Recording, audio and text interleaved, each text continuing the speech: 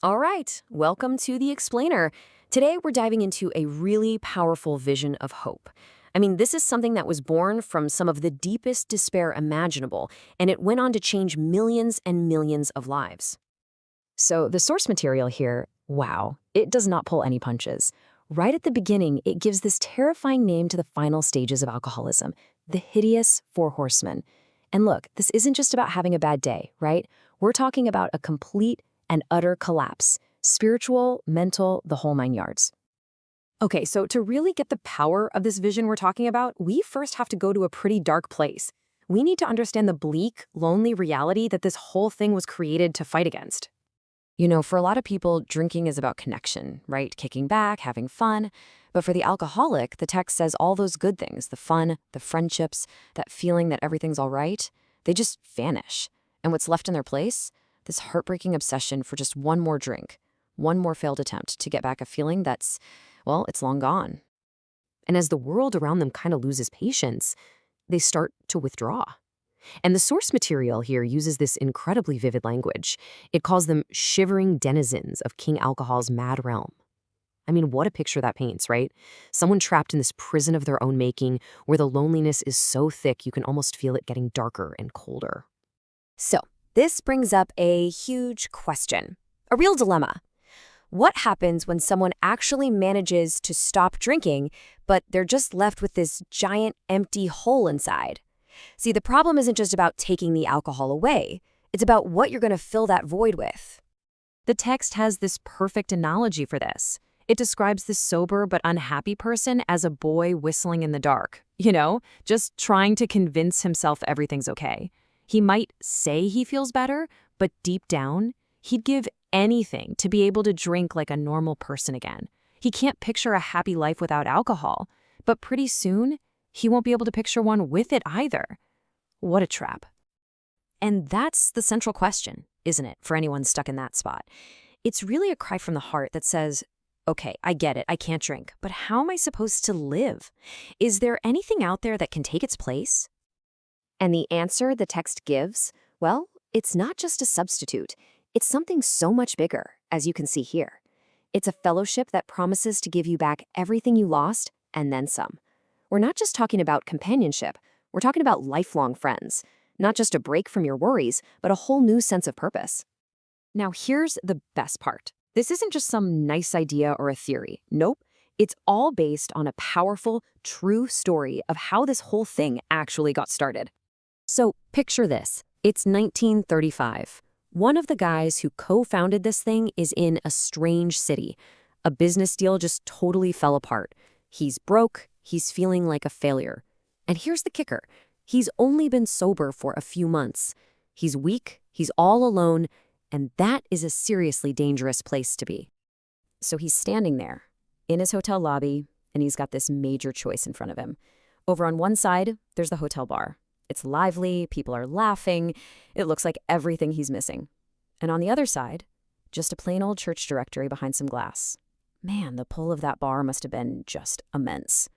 And you can just imagine the wheels turning in his head, right? Maybe I'll just have a ginger ale. Okay, maybe just 3 drinks, that's it. But then this wave of pure fear just hits him. He recognizes that voice for what it is, what the text calls the old insidious insanity, that lie that tells him, this time will be different.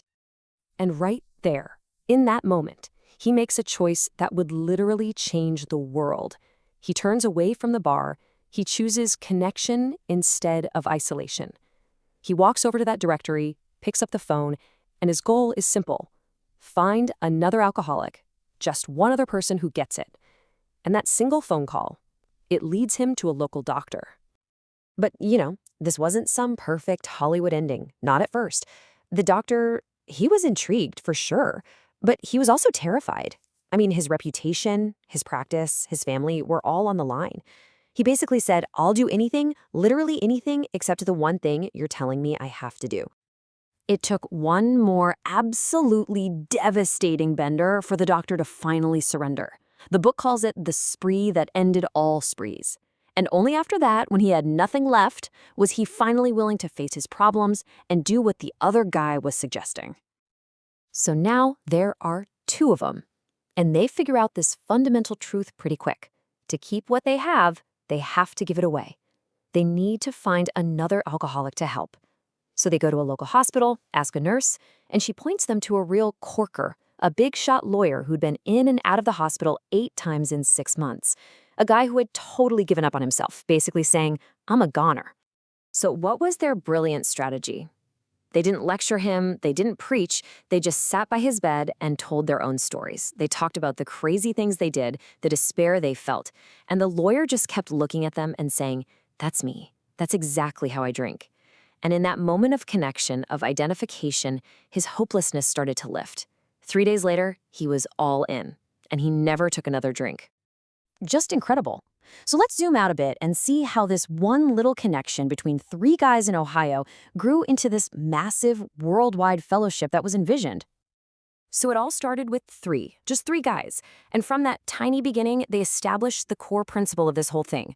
You can't keep your sobriety unless you give it away. It's a gift, and the only way to hold on to it is to pass it on to the next person who's suffering.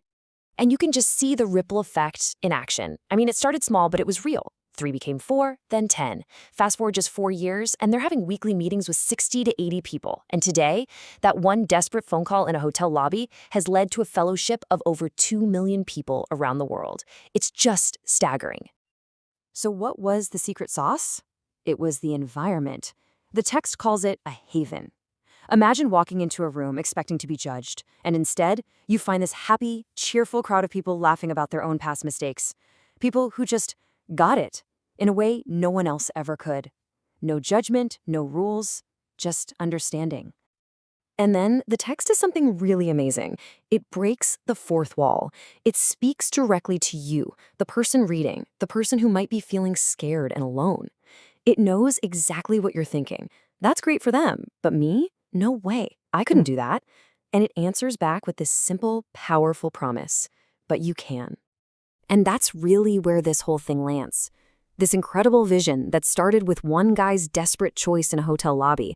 It doesn't end with a period. It ends with a question mark. It's an open invitation.